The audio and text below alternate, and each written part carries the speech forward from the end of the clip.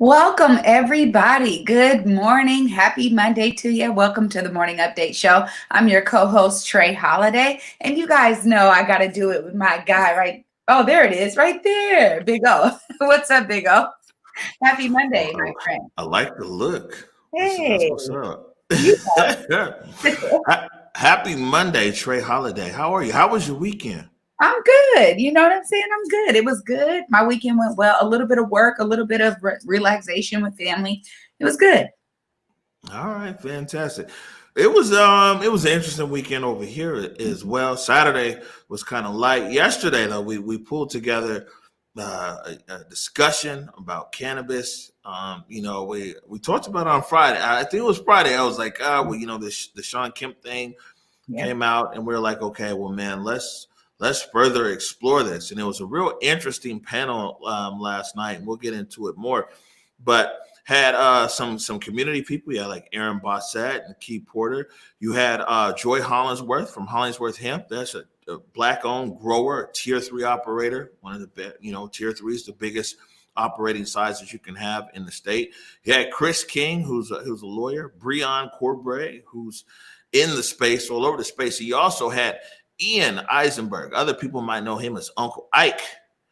Yeah, and they got, you know what I'm saying, we got it was some flaming going on early on with Converge. They're like, well, why are you giving Ike a platform? And for us, for our community, who was there on 23rd and Union well before Uncle Ike's and everything else, people in our community who we serve as Converge, our community, they actually want to hear from Ike. Yeah, absolutely. I mean, it's part of the general discourse in the community. And so I'm glad you were able to get his perspective on there. I think a lot of folks have these kind of, assumptions out there. So it's great to get him on.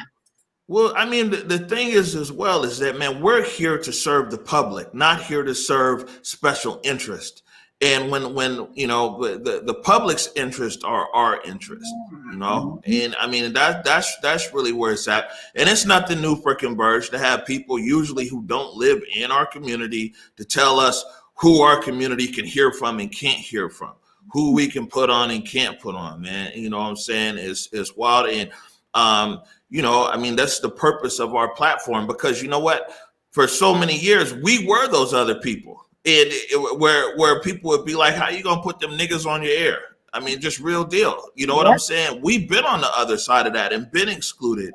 And that's one place where we're not gonna go. So I love that. Oh, I love that you stand firm in that. It's literally why Converge exists, right? I mean, literally, there are a bunch of narratives that are never picked up, never told, never shared and showcased and highlighted. And that's what Converge is really all about. So I'm glad that you had him on there. I know folks in our community definitely had some questions and definitely wanted to hear from him. So that's great that you had him on. Real interesting, too, and we'll talk about later in the show. But Julie C., who was actually Julie C. and Mike Davis from the South Seattle Emerald were actually moderating last night.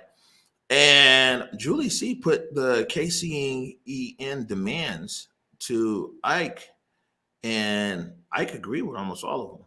So that might be another follow-up discussion. Maybe sometimes people don't talk to each other. You never know where people agree and actually disagree. Anyways, let's jump into it. Before we do, I can't talk about this enough. Oh, where did it go? I was talking about it too much and it disappeared. Let me grab it again right here. There it is. So this is coming up November 14th.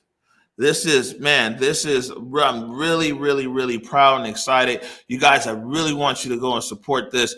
This is the Seattle Association of Black Journalists. Black Voices Matter. But behind the lines, I guess, with me. But man, tickets are only $10 to $5 for students, and all of the proceeds go to support up and coming journalists, to be able to give a bigger voice out there to up and coming journalists. You can go to eventbrite.com, just put my name in there, and you know what I'm saying, it'll pop up. Really want people to support this. This is a fantastic cause. Joyce Taylor's coming right here to Converge Studios. They did a site visit over here this morning. So, man, we're excited about it. I am excited too. And, this is where you have a real kind of convergence. I love this of, community voice really being recognized by the larger body of journalists and especially and more specifically Black journalists right here. So it's amazing. Oh, what a great tribute to Converge, to yourself for really just pushing the community voice in terms of journalism. I'm happy. I'm happy that Joyce Taylor will be there once again. Like I said last week, love Joyce, such a sweet spirit. So I'm glad she'll be at Converge's studios. And one last thing on this topic before we move on. This brings me so much joy. But so I was watching them call it. They tweeted yesterday about this, and Essex Porter had tweeted. He was like, "Thanks, Omari, for agreeing to take us behind the lines." And I retweeted with a photo of me and Essex, and it said, "Thank you, Essex, for literally being the shoulders that I stand on." Me and you were there together that day, February 18th. That was Black Legislative Day. And Essex Porter was in Olympia, and he was actually covering a different story. And I was like, "Yo, it's Essex Porter." Like, I just rushed him, like, "Yo, man, let me get a picture," or whatever. I'm like, "Man, I've been watching you forever." And it's crazy because Essex Porter is so man. He takes my camera. I'm doing the selfie, and he's like, "Well, actually, you're not holding the camera correctly to be able to get the best the best angle." But I was like in shock. I was like, "Yo, it's Essex Porter." So, like I said, man, I'm still like a little kid in a candy store to be hanging out with, with people like a Joyce Taylor or Deborah Horn or Essex Porter and everything else, man. It's such an honor, so humbled. And like I said, people can go there to Eventbrite, pick up a ticket. It's only $10, $5 for students, and supporting a great cause. Definitely worthy cause, my friend. All right, so we're going to move along here. I know I've taken up a few minutes, but we'll hop in. So today, we don't usually put up these flyers, but today, the 150th day of the protest. So commemorating 150 days, it says here, for Black liberation and justice. There's going to be a lot of people today. All the different protest groups are coming together on Capitol Hill. 150 It seemed like a few years since the protest started, but 150 days, and so we'll see what happens. I mean, we'll definitely be up there today at Capitol Hill. Check that out. National news, jumping in here, over 59 million people have voted so far this year. This is coming to us this morning from the Today Show. Even with 3 to 4 hour waits and some early voting lines in New York this morning, many say we already have a winner. The voters. Nationwide, 59 million voters have already cast ballots. That's a record. People are really enthused about this, and I think they know that their vote is their voice, and they want their voice to be heard. Beyond the hundreds of thousands of New Yorkers voting early over the weekend, long lines also in Ohio, California, Iowa. It doesn't matter who you vote for. If you just get out and vote, it makes a difference. 41 states with early voting now underway. And if you look closely, a lot of those waiting in lines are young. This year, 1 in 10 eligible voters is between the ages of 18 and 23. Gen Z flexing their muscle. In some battleground states, more than 5 times as many young voters already casting ballots. George Floyd's death is fueling some of that intense civic engagement. So are school shootings like the 2018 Parkland massacre that left 17 dead and awoke this generation's political power. We will change the world. This is really a huge moment for our generation. This is the first time we're going to be able to have our voices heard in this generation on the presidential election. But early voting isn't without some mishaps. In Boston, authorities are investigating a fire set to a downtown ballot box Sunday. And in battleground Florida, elections officials say that many of the mail-in ballots rejected are likely from first-time voters who forgot to sign their envelopes. And then there are the 1,000-plus ballots in Lee County spit out by the computers. They bubbled in the write-in and wrote in Donald Trump. Under Florida law now, those so-called overvotes must be inspected and counted by hand. Early voting in some states like here in Florida ends on Sunday. We're now 8 days away from Election Day. All right, tell people get out there and vote. We're all going to the ballot today. Me, Bobby Stills, Jake Grevbrot, man, dropping it in the box. I'm saying, have you voted yet, Trey? I'm doing mine today as well. Me and my mom were just talking about it over the weekend. She said, look, everybody in this household is done. She was like, where's yours at? We need to go to the ballot box. I'm so lucky, too, that in Federal Way, there's one not too far from me. So, hey, it's getting done today, my friend. All right. That's what's up. Man. Okay. Here's another story here. This was out of Woodinville, where at a protest there, looks like it got heated in between protesters and counter protesters, and somebody pulled out a gun. This is from King 5. Hey, gun. Scary moments during a political demonstration when a man wearing a pro-President Trump hat was seen on camera pointing a gun at a group of people with opposing views. Happened yesterday in Woodinville. The protests remained mostly peaceful, but as it was wrapping up, a person carrying a bucket showed up. He threw like this bucket of dirty water on one of the Trump supporters. After that is when we're told the firearm came out. It is legal to carry a gun in public in Washington, but the way it was pointed at people is being scrutinized online. Typically, there are two sides to every story. And in this particular case, in this video, we don't see what precipitated the man pulling out his firearm. And he was assaulted prior to that. Woodinville Police Chief Kathleen Larson says her team is still collecting information and evidence to figure out exactly what happened. Man, it's I mean, believe me, I can tell you it's heated out there. And yeah, for sure.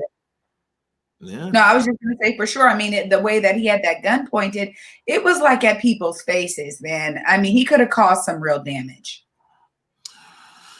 Speaking of protests, so Bellevue, and this was real interesting, right? And this came to us, this clip here from Steve Hickey from Impactful Lens. He has some shots there from Bellevue over the weekend, the protest there. I'll just play this. There's no narration. This is just some shots of the streets there in Bellevue.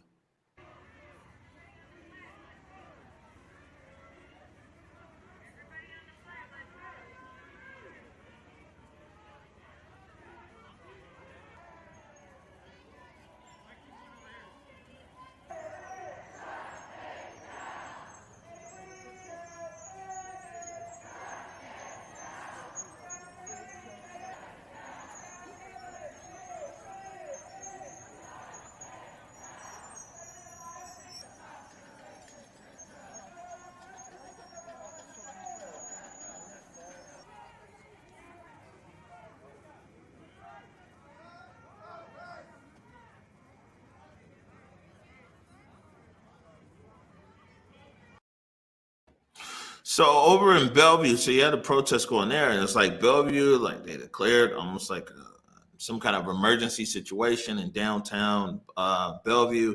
They hit people's phones. They banned weapons, but it's like all weapons were banned except for guns. But it's kind of how it played out there. Bellevue police were down there. I believe Seattle police were there. The state patrol, some other stuff.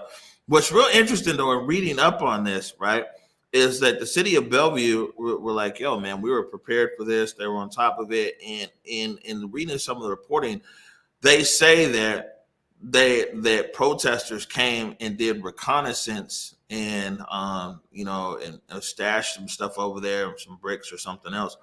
But the whole point that they said that the protesters did reconnaissance means that they're watching the protesters. Yeah, I mean, clearly, if they have that kind of intel, they were looking and they were checking out what was going on beforehand and how they were setting up the foundation. That is very clear. I mean, one thing that we can say, we've been seeing it. You just said it, 150 days. People are still hitting those streets. Yeah, no, they're out there. But there's a whole nother layer of it, and it'd be interesting to speak to some of the lawyers on around this issue. But one thing that Sade Smith was saying is that there's a higher federal presence that's on the ground around these protests. So, I wouldn't doubt when they're talking about that, when they're saying that the protesters did reconnaissance, which means that they were doing surveillance on the protesters. That, I mean, this is really, it's it's elevated. We'll say that. Moving along, my man, Luis, Luis Rodriguez up there from the station, man, the station coffee shop. The station made a call to community last week, maybe the week before, falling on hard times up there. COVID's really got him down.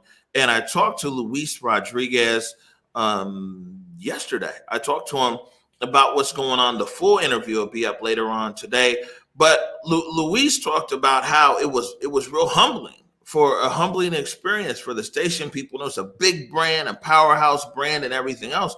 He said it was a real humbling experience to come out and ask community for help. But he also is encouraging people to make sure and check in with your local coffee shop and your local restaurant in your neighborhood. Well, first of all, man, it was very humbling. It was very, very humbling, very humiliating, asking the community for help, especially because we're like a powerhouse, right? And we're thinking like, yo, like, we got this. And then we were like, nah, we don't got this. So basically, we were asking the community to help us out because we didn't want to be another statistic of a black and brown business failing because of this pandemic. So yeah, the community came through, man. The community were giving us donations. People start giving us art, coffee, everything they could. But most importantly, people start coming back to the station, and the lines were like nonstop for hours. What are some of the other things that people can do to make sure that the station doesn't become another statistic? Well, so first of all, I don't want to sound selfish. I'm very grateful, very thankful that my community has stopped by. But I'm also like asking other communities to help their coffee shops, their restaurants around their neighborhoods, because I think that a lot of people feel the same way as I did, which is like it's humbling, man. It's very humbling, it's very humiliating to ask your community to come and help you out, right? So what happens with that is, I believe that now that the station broke the ice, hopefully other coffee shops and other businesses can say, you know what, if the station did it, we're going to do it too. We're going to ask for help. And if they don't ask for help, I think us as customers, we should go and make sure that all these other places are doing okay. It's an old saying that it's like, if things are going wrong for you, they're not quite moving in your direction, stand where you are and help somebody else. And it's kind of like hearing Luis say, you know what? I mean, yeah, we're struggling, but hey, other people are too. Check on your local coffee shop and check on, the restaurants in your neighborhood. You know what? I loved hearing him say that, again, sounding so rooted in community, right? When you're not coming from just a capitalistic mindset. Hey, my business is suffering. My business needs, an injection of customers. My business is going to need these financial resources. It's recognizing that, hey, when I think about the ecosystem of businesses, we're all dealing with this. We're all struggling with it. It's one of the things that I love about Converge, connecting with South Seattle Emerald and Rainier Avenue Radio, and constantly always uplifting all of these mediums, because really collectively we are stronger. So I think he's so right to uplift that. All right. Now, the whole interview will be up there later on today with Luis. He kind of talks about the trend in the business, how it was up and down in different months with COVID. Also, we'll be putting some links up there as far as like their GoFundMe, if you want to support them. But the biggest thing he talked about is a lot of support, a lot of community support to come out there. And so, man, I would encourage people, follow Luis's advice. Man, check on your neighborhood coffee shop. Check on your neighborhood restaurant. You know what I'm saying? I mean, everybody's hurting out there. So we kind of got to pull together. That's right. Mm-hmm. So who else did I talk to? I talked to Sean Goode. Sean Goode of Choose 180. Choose 180 organization that works with youth, and one of their big things is deferment. Young people get in trouble. They try to right the ship, so to speak, keep them out of the criminal justice system, everything else. Sean Goode had written an editorial in the South Seattle Emerald, And I just hit him up. You know, it's the best thing. Sometimes I'm just sitting here and I'll read something, I'll read something, somebody tweets, I'll read an article, and I'll just call him, be like, hey man, you want to talk about it? And that was the case here with Sean Goode. And really what Sean Goode was saying was that Dow Constantine, the county executive, his budget actually has an allocation in it for more deferment type programs. And what Sean Goode is saying is that the county executive is getting a lot of pushback, and he's saying that he feels a lot of the pushback are from people who are already making money off of the criminal justice system or incarcerating people. But anyway, here's a clip right here from Sean Goode of Choose 180. So Sean, like I said, I was on the internet earlier, perusing the South Seattle Emerald as I usually do, and what I see, this pops up right here. Opinion: the world we need must be built by community, not courtrooms. You wrote this. Tell me about it. Yeah, well, what really pushed me to put pen to paper was our organization's been working in partnership with several others, Creative Justice, Collective Justice, Community Passageways, and we've created a blueprint to circumvent the court system for 600 to 700 young people a year by having them get referred directly from the prosecutor's office. And everybody's bought in. Dow has allocated the resources to make it happen in the biannual budget, and we're excited to move forward. But as the King County Council is leaning in to approve the budget, they're getting a ton of pushback from people whose jobs are dependent on kids being in cages. And I just thought it was important that I reach out to the community through the Emerald and ground us in the power of our collective voice and really center around some areas where we could push forward in our voice to make sure the change that we need happens for our community. And what exactly are you wanting community members to do? To continue to do what we've been doing, make phone calls to your King County Council members, make phone calls to City Hall. And for those that don't live in the city of Seattle, to reach out to the council members in the cities that you do live in and talk about these very important issues that are being elevated publicly in the city of Seattle. I mean, issues like divesting from law enforcement and investing in community solutions. Issues like leaning into Black brilliance in order to make decisions that impact Black community. This is not a Seattle concern. It's a King County, really Western Washington, really Washington State and regional concern. And we have an opportunity with our voices being elevated and brought together in synergy to really see things move forward and change across our region. All right, Sean Goode there from Choose 180. Full interview with Sean Goode will be up later on today across all of our social platforms. Now, Treyana, are you familiar with this program that Sean's talking about? Yeah, I mean, absolutely. Again, this is what he's really describing is the continued effort in community and the community groups coming together to really root out solutions. And that's what they've done as part of kind of this, hey, how do we rethink, reimagine the justice system, right? He mentioned creative justice. He mentioned working with community passageways. These are groups that have been doing the research on the ground. And when we talk about it from kind of a coalition perspective, and always, coming from this King County Equity Now perspective, the reason why we say we have solutions that are rooted in research, although they seem radical, they are still innovative. They're rooted in real research, and it's because of groups like what he just described. All right. Well, Executive Constantine's been getting some pushback on quite a few different things. He wanted $400 million for the homeless. And a lot of cities, it was like some rule where they could pass a tax and the individual cities could pass a tax or the county could pass a tax. But long story short, a lot of cities got ahead of the county executive and passed their own kind of tax on, to be able to raise funds for homelessness.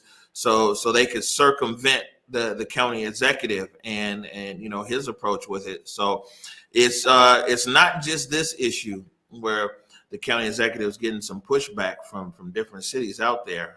So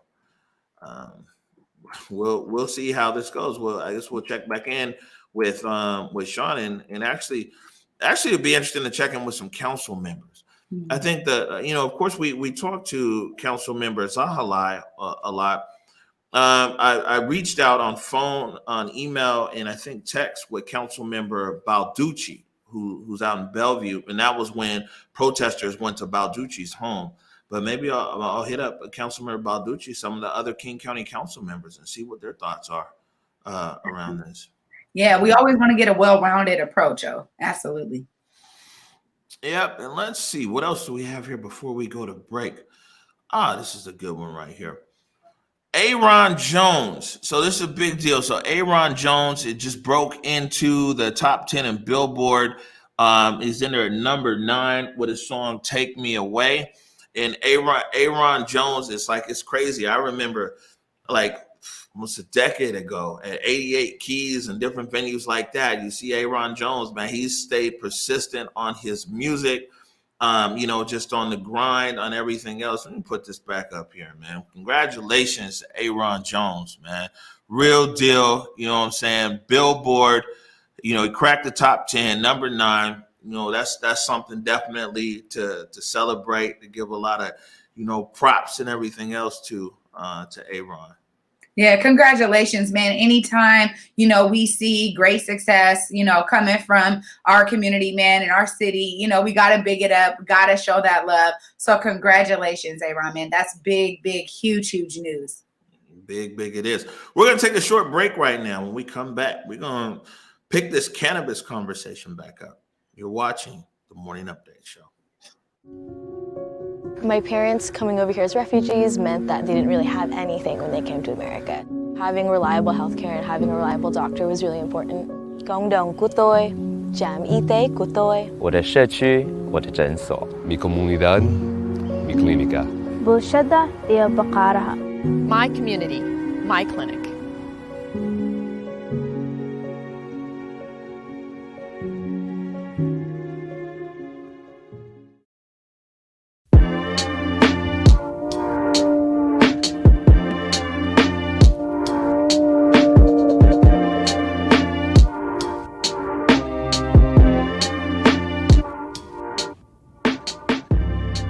Converge Media produces culturally relevant content for Black and urban audiences.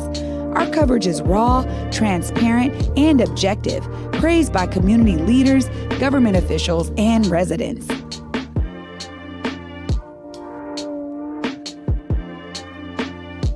Support Converge Media today via Venmo, Cash App, or PayPal at Converge Media.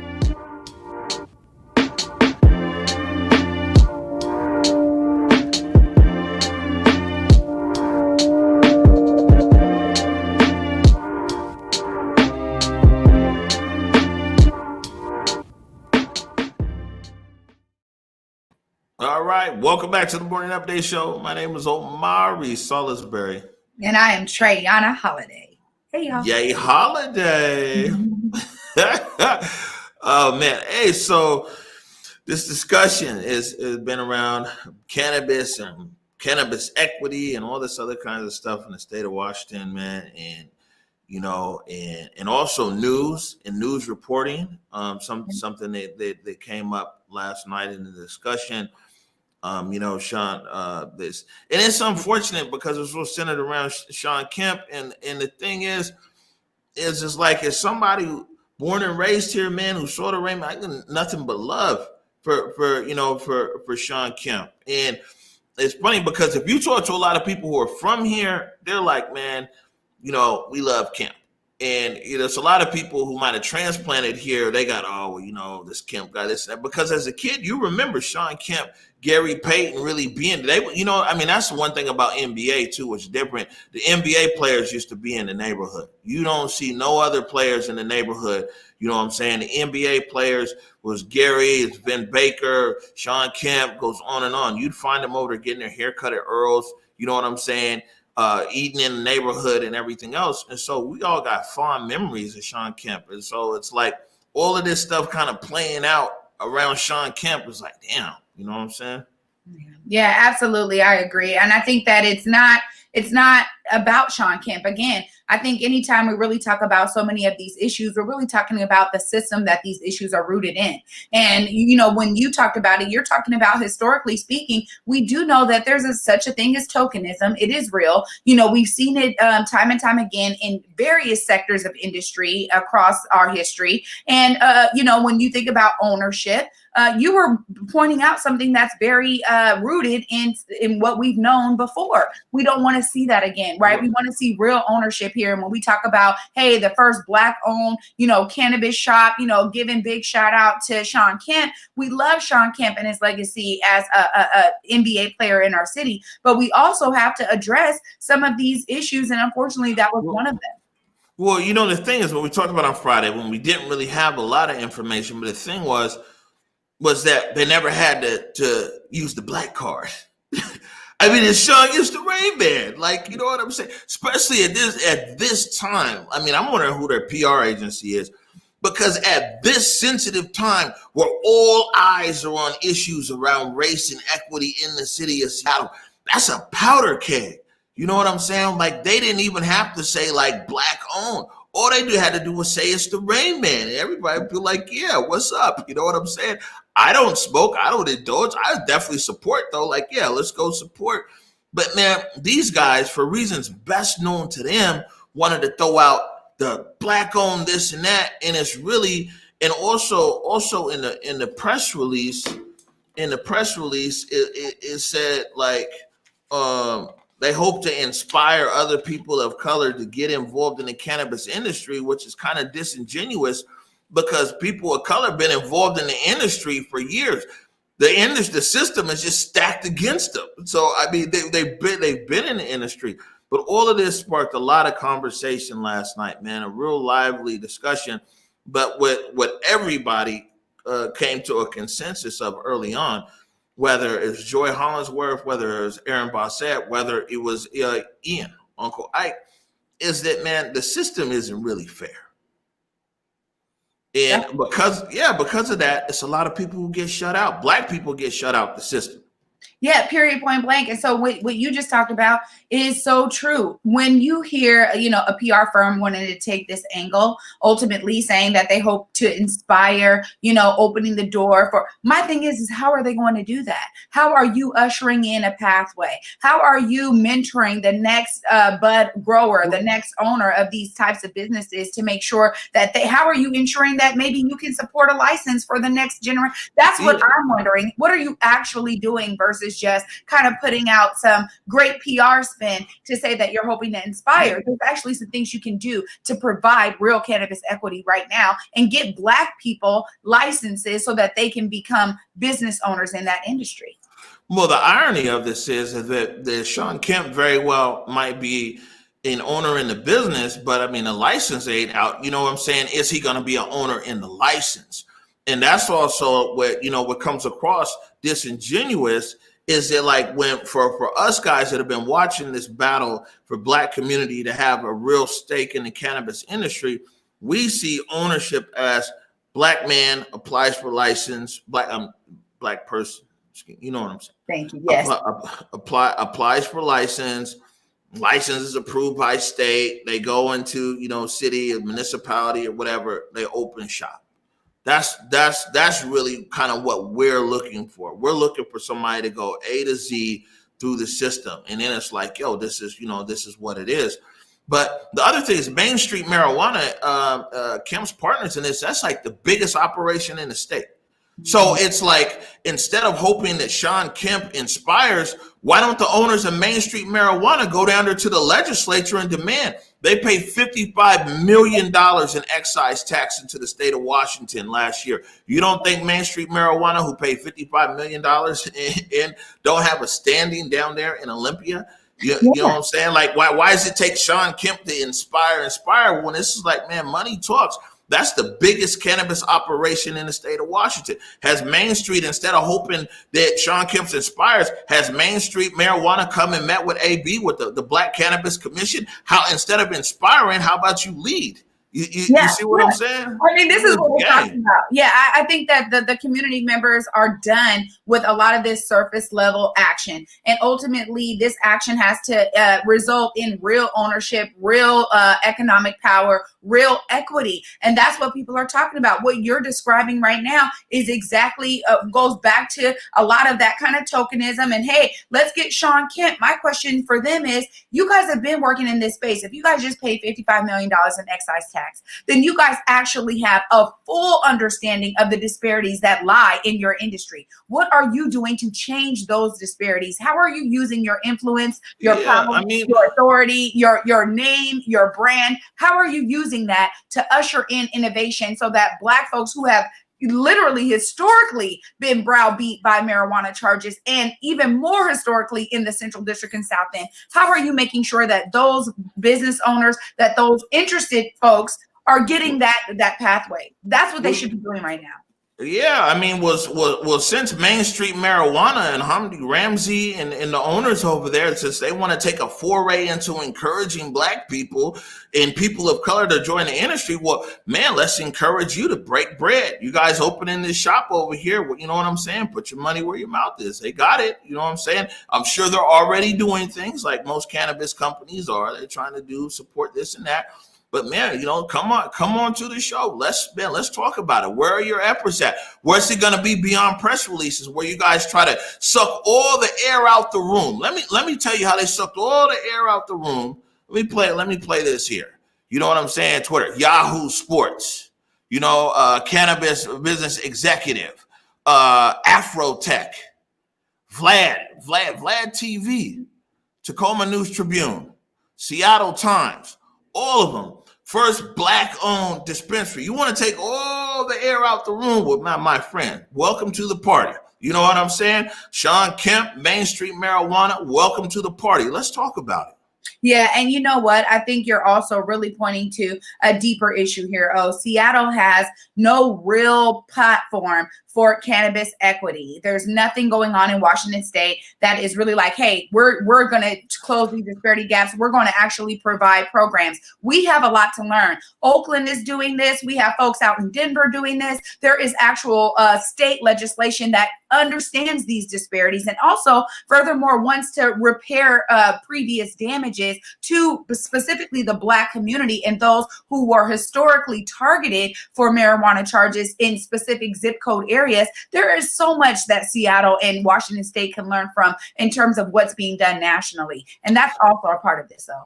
Right. And so now a few things. There is a task force, which according to AB, we'll play this clip, is underrepresented and, you know, might not necessarily have community goals in mind. And there's supposed to be some equity licenses coming out, like 32 licenses. But then the whole point is, it's like, man, you know, we can't never rest. You know what I'm saying? Or as we've seen before with liquor stores and everything else, are the Black locations going to be overregulated? You know what I'm saying? I mean,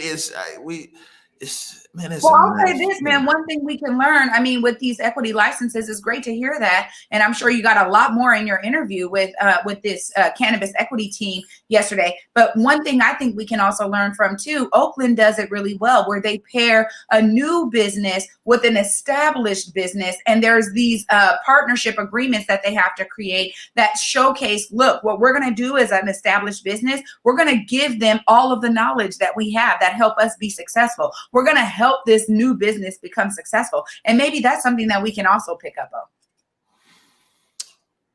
We shall see. This is Aaron Bossett right here, the Black Cannabis Commission, talking about task force and equity license. I mean, I don't know. So right now they have social equity licensing, House Bill 2870, broken down to that. There's an 18-seat task force that is going to decide who gets, I think it's even an undetermined number, but I think it's somewhere around 52 licenses for retail licenses at this point. That's going to be determined by an 18-seat task force. Nobody from the community sitting on that task force. Nobody would even, I mean, there's some people on there like Joy's brother, Raph, Paula, Sardines, there's Melody Morgan, and you know, a couple of people, but for the most part it's made up of people who have no incentive to even care about what goes on in the community. Social equity in the state of Washington, I mean, social means everybody and equity means ownership. So in order for this to be a protectable system, one thing we've seen in LA is predatory operating agreements, where, you know, people who don't have the technical know-how are getting hammered and losing businesses because of bad operating agreements, right? Social equity means social everybody equity owns. It needs to be cooperatively owned licenses.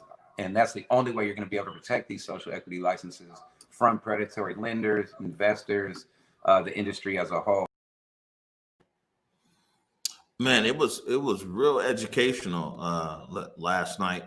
And actually, people can go to all of our social platforms and they can see the full discussion, about 2 hours long. But you hear Ayron Bossett right there. Yeah, I mean, honestly, I've been learning a lot about this issue too. We have an entire cannabis equity initiatives that are happening within community, kind of rooted now. King County Equity now has picked up a lot of those demands. I've been learning a lot, listening to people and hosting. I do a podcast too, and I'm learning so much because I've had guests on that really speak to this. And really, I think for me, because I don't work in this industry, I didn't realize how large the disparity gaps were. And right here in Washington State, we have crazy numbers when you think about it nationally for the states that have legalized recreational use of marijuana. So I think there is a lot to learn and a lot that we can build on here. Oh, I'm glad that folks like Ayron Bossett, Joy Hollingsworth, I'm glad that we do have some folks that are rooted in community that are in this industry. Yeah, I mean, it's a lot. But also, hopefully people watching this will understand now why our community is reacting the way it is when all these headlines come in here and throw all this out there. When you really have people who've been working on this issue and everything else, and the headline is, like I said, it's disingenuous. I went to go get coffee the other day, coffee shop right around the corner from the studio. And the issue came up there, and the baristas were like happy. They were like, "Man, this is great! I can't wait to go and support. This is good. It's a big move forward for Black people in the state." And it's unfortunate, I had to bust a bubble and be like, "Well, the headlines ain't really all that." And and like I said, also, I'll be honest with you. Let me tell you something, because the PR firm is out of Oregon, right? The PR firm, they might not realize it's a new day here in Seattle. So they might have been thinking that they could just go and push whatever their message was and everything else. And it was and exactly what happened. All the mainstream media picked it up word for word.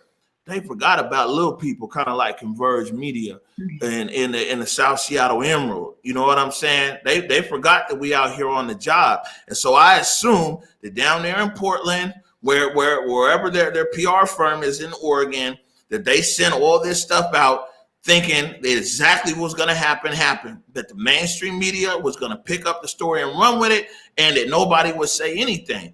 And, surprise. Now, whether people hear us or not, I don't know, but we definitely saying something about it. And I think that their tactic was, it was out of step. It was out of taste and everything else, because you know what? They didn't have to play that Black angle. They could have just said that the Rain Man is opening up a chronic shop and everybody would have been excited. But you know what I'm saying? That's that greed. And they just wanted that much more. How can we throw another angle on it? Man, let's put the Black angle in it, man. You know what I'm saying? This is the wrong city and the wrong time for all of that. Absolutely. And I think that you just pointed to a growing concern. It's a new day. I think that a lot of people are going to have to change the way they do business. Oh, this is why we've been talking about it from a systemic level. You're talking about PR, and you're mentioning something that is known in the PR world, right? It's all about the hot buzz. It's all about how can we use these hot words that are going to get folks emotionally charged with what we're putting out there. And this time they really missed the mark. Yep, and I would challenge all the media outlets that just ran with the press release to dig deeper. If you need any of these people's contacts that we know or anybody else, you know what I'm saying? If you need any contacts, hit me up. Everybody we talked to last night would be more than happy to talk to whatever media or dig deep, because it stirred up a hornet's nest the way that the media outlets just ran with the press release. I mean, and I can understand why they're excited. It was exciting news. But, we got the same information over here and we was instantly skeptical. Like, you know what I'm saying? So, all the same people that invested that time in covering it, they need to dig a little bit deeper. You know what I'm saying? What are the direct connections? How exactly, besides Sean Kemp being, he said he hopes to inspire more people of color to get in the cannabis industry. How? What are you doing? What initiatives do you have? Who are you talking to? What's in place? What bills are you supporting? Come on, man. We can't those days is over with. This is what I'm saying. Those days of thinking you just gonna put something on the black community and we gonna go with the okie doke. You know what I'm saying? We pushing back with our media. We pushing back with our narratives. We pushing back against the crap. Yeah, I love it. And I think too, when we work in a media space, we come from a media world, we understand the wire. When news stories come through the wire and they go through every news station, and all you have to do is pick it up and basically copy and paste that into whatever publication or format you're producing media, that is another problem. Oh, once again, I think it's really important that media outlets begin to find ways to be more and more connected to their actual communities that they're serving, because maybe it'll change the way that they just pick up a lot of these wire stories and copy and paste them into their formats. Yeah, and like I said, man, Main Street Marijuana and the PR firm down in Oregon and everything, man, this will tell you how much they think about our black community. This will tell you that. This will tell you how much they didn't even go get a token Negro locally to be able to have a quote in there. Like, man, we looking forward to whatever. You see what I'm saying? That's how little Main Street Marijuana and their PR firm and all these people think of our black community here in Seattle, that they could just come and just float one right over our heads. You know what I'm saying? If it's all about inspiring, how come they didn't do a press release with black media then? You know, if it was all about, you see what I'm saying? I mean, man, this is where you can tell where it's all the hustle, man. And, you know, we tired of being shamshuckle. You know what I'm saying? Run amok, led astray. It's not happening no more. And so, I mean, yeah, these guys need to answer for that. And the local, even national media who just ran with this story, like, man, let's have a real discussion. What does black ownership in the cannabis business here in the state of Washington and Seattle look like? This is an opportunity for big media, for the big guys. You know, we're the smallest guys out there. There's an opportunity for the big dogs to come in here and really use this as an opportunity to expand the discussion. Let's talk about what's really going on. Why don't they figure out, like, man, why are black people reacting to this differently than a lot of other communities? You know what I'm saying? The door is open to you, mainstream media. Yeah, I agree. Oh, it's definitely an open invitation. And I think it's time for a lot of these producers. There's some amazing, I've worked with some, you know, right there at King 5. There's some amazing producers who are, you know, looking for these kinds of stories, hungry to tell the stories really within their community. You guys be innovative, take that creative leap. Now is the time. And I think that the climate, the more largely, the large community climate is showcasing that, hey, we want you guys to showcase your talent and showcase your innovation in your storytelling. You do not have to pick up what everybody else picks up. And I think that being even more plugged in to how your community is going to respond to these kinds of stories allows you to have a better narrative of how you tell this story so that your community can be more responsive to it, for sure. Yeah, I mean, I'm gonna say this. I got another clip here from Joy Hollingsworth we're gonna play. Is like I said, man, for these guys from Main Street Marijuana to just basically disregard our community. Disregard. That's how little they think of black people. To go with this release that they didn't have to go with because everybody already loves Sean Kemp. But just to go, just being that much more greedy and be like, man, well, black people won't notice. You know what I'm saying? Let's just say that it's first black owned and this and that. And to think, you know what I'm saying? Because, you know, a lot of people in our community, they are essential workers. They still out there on the grind. A lot of people aren't seeing the news and everything else. And to take the equity of our community, you know what I'm saying, to benefit your business, yo, that's foul. And I'm just put it like that. And usually, you people don't really hear me talk like that. But I mean, that's foul. You know, we don't call it like we see it. Anyways, last night, Joy Hollingsworth, the question was, you know, and Joy Hollingsworth, by the way, from Hollingsworth Hemp, that's a black grow operation. So they actually grow. And they're a tier 3 grower, which is the biggest category of grower that you can have in the state of Washington. And I believe from the Central District, they got a farm. And so ask Joy, what are some of the things that she would want or that black people could be doing? People should be keeping an eye out. What should people be doing or watching? What I'd like people to take away from this conversation, and just in general, because we see a massive shift in our Black community where, we're starting to, really focus on what it's going to take to build up our community. And The one thing that I could ask for this would be like, we can all agree to disagree, but we can't disconnect. That's like the biggest thing. We see a lot of disconnection out here. We see a lot of canceling of people. We see a lot of, friction sometimes. We got to come back, especially with the cannabis social equity thing. We all got to come back at the table, have a unified voice, a unified vision, so we can really, really make some progress forward.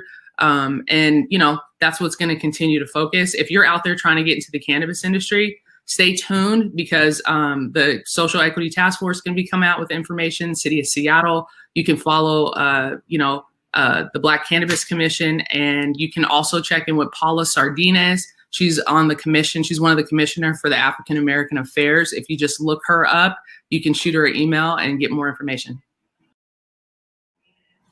All right, Joy Hollingsworth right there. You know what? I just got to say this, shout out to our community, man, because I'm getting emotional a little bit here. We wear so many hats.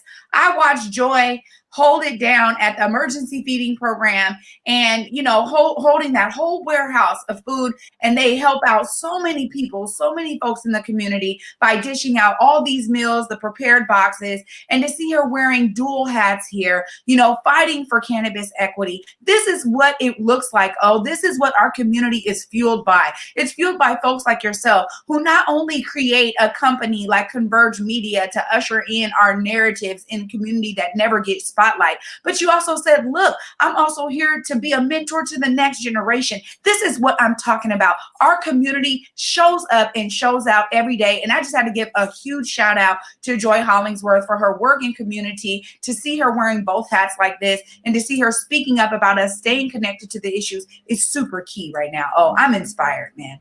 Yeah, people don't know. Joy dropping off food.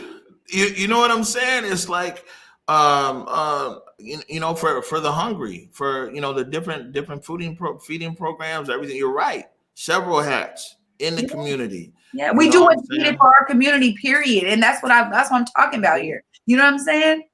Yeah, I love that. It's interesting because, again, and not even, I'm going to let this go for now, but it would have been interesting. See, a power press release would have been Sean Kemp Cannabis teams up, to carry Hollingsworth hemp and to carry this brand and Wiz Khalifa's weed and Snoop's this and that and local whatever by yada yada. Then it's a power play. Then if it's like, I only got 10%, but you know what? 60 or 70% of everything that we sell is coming from Black people. You'd be like, yo, that's a come up. You see what I'm saying? That would be a worthy conversation. But man, people ain't just gonna come in here and just take it. I only really get upset, man, about when people trying to do us as a community wrong, man. Yeah. I don't really take none of this stuff personal. People be like, oh, how come you're not mad at this person? How come you didn't curse out that person? How come you don't have a chip on your shoulder?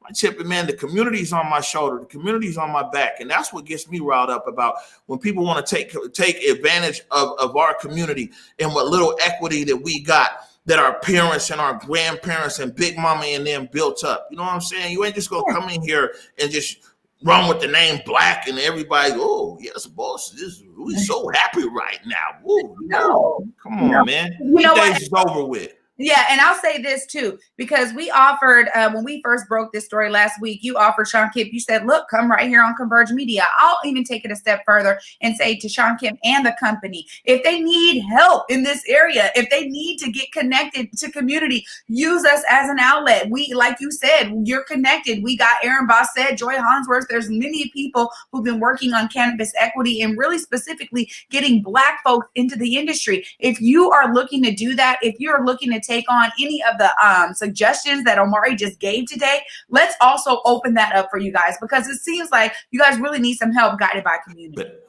basically what you're saying is, if you're really sincere, in what you're saying. Trey Holiday, this has been a good discussion here today. We got any programming notes from your side? Today's Monday.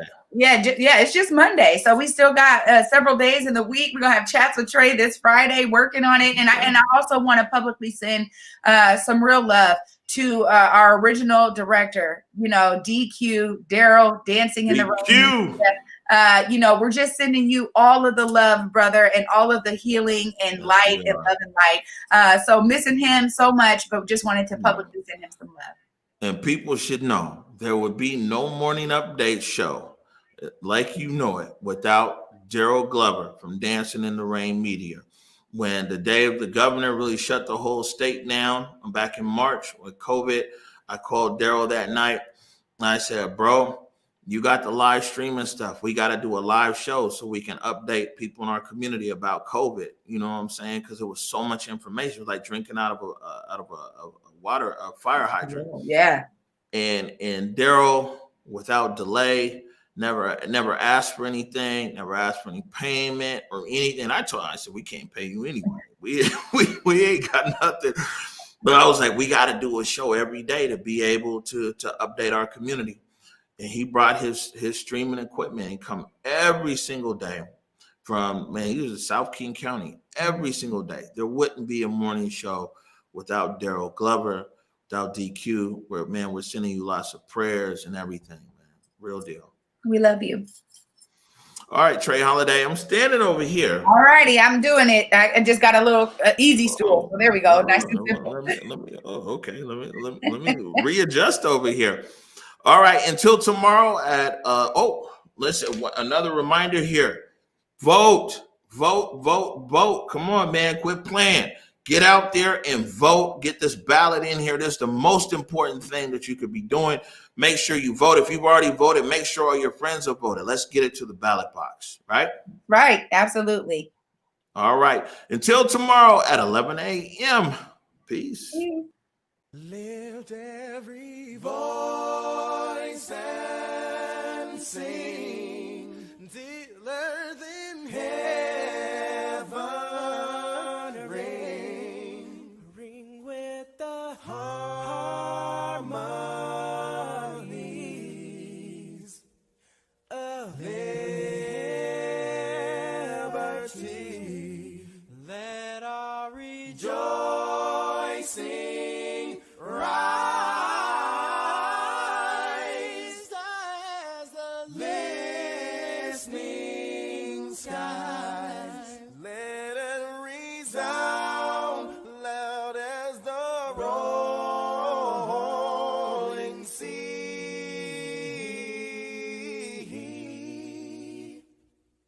Sing a song full of the faith that the dark past has taught us. Sing a song full of the hope that the present has brought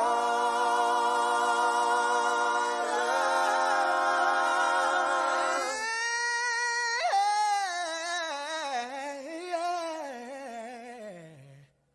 Facing the rising sun.